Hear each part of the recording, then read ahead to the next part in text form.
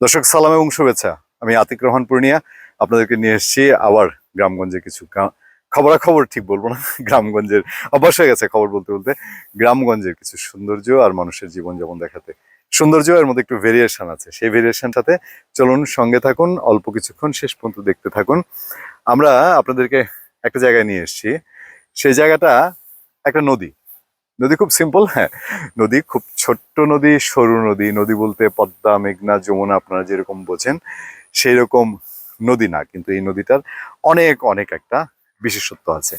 তার আগে আপনাদেরকে আমি ধরিয়ে দিই, বাংলাদেশে অনেক জেলা উপজেলা আছে এরকম, বা আমরাও গিয়েছি, অনেক জায়গা আছে যেখানে এই একটি নদী দিয়ে 2, 3, 4টি জেলা উপজেলা পর্যন্ত ভাগ হয়েছে। যেমন আমি ফরিদপুরে দেখেছি, ফরিদপুরে 3 জেলা, ফরিদপুর, যশোর এবং সম্ভবত মাগুরা। সেটা ফরিদপুরের মধুখালী উপজেলা দিয়ে, সেখান থেকে 3টা জেলায় ভাগ করেছে একটা নদী। সেরকম একটি ত্রিমোহনা এসছি আপনাদেরকে নিয়ে।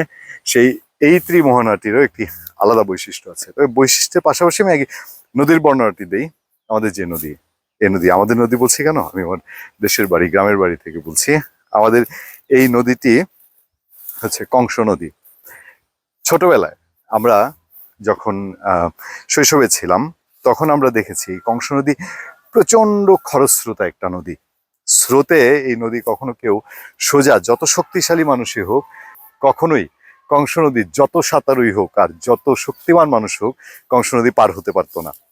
তবে মরতে মরতে এখন আমরা আছি চৈত্র মাসে।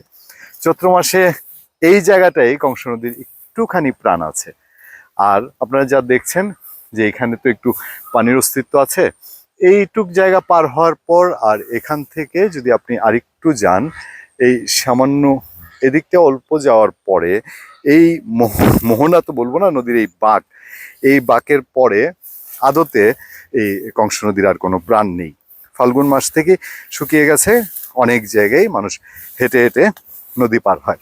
এবার কেন আপনাদেরকে এখানে নিয়ে আসছি সেটি একটু বর্ণনা করি। আমি যে এই পার্টটা হচ্ছে নেত্রকোনা জেলার মোহনগঞ্জ উপজেলা।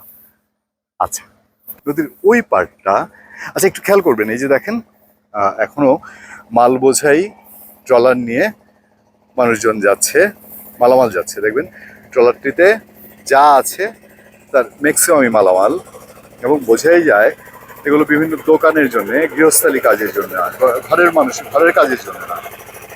এই যে ট্রলারটি যাচ্ছে, এই প্রসঙ্গে আমি আপনাদেরকে বলবো। তার আগে শেষ করে নিই যা বলছিলাম। সেটা হলো, আমি আছি নেত্রকোনা মোহনগঞ্জ উপজেলায়। ওই পারটি হচ্ছে নেত্রকোনা জেলার বারহাট্টা উপজেলা। মানে নদীর এই পার মোহনগঞ্জ, ওই পার হচ্ছে বারহাট্টা। এবার আমি যদি আবার এদিকটায় আসি, দেখেন সূর্যের অভাব পড়ছে নদীতে। আমি এদিকটা আসলে কিঞ্চিত খানিকটা দূর, সামান্য সামান্য একটু আগালে পরে, সামান্য একটু আগানোর পর এই দিকটায় হচ্ছে সুনামগঞ্জ জেলার ধর্মপাশা উপজেলা। মানে এই কংস নদী 3টা উপজেলাকে এখানে বিভক্ত করেছে, এবং নিশ্চয়ই ব্রিটিশরা এটা খুব ভালো বুঝতো। যাই হোক, যে এই যে মালবাহী জিনিসপত্র যাচ্ছে, এই নদী একসময় প্রাণ ছিল, বড় বড় লঞ্চ যেত, আরো বড় বড় নদী যেত।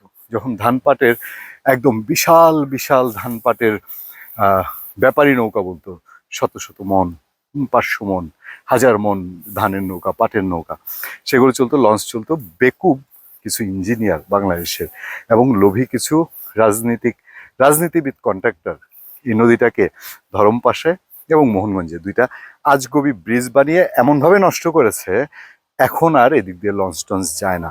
মানুষের জীবন যেরকম গেছে থমকে, রাস্তার নামে খরচ বেড়েছে, যানবাহনের খরচ বেড়েছে, দুর্ঘটনা বেড়েছে, আর নদীরও প্রাণ গেছে। ধন্যবাদ সবাইকে। আর সত্য, করুণা এবং সহনশীলতার সাথে আপনাদের সাথে আমি আতিক রহমান পূর্ণিয়া।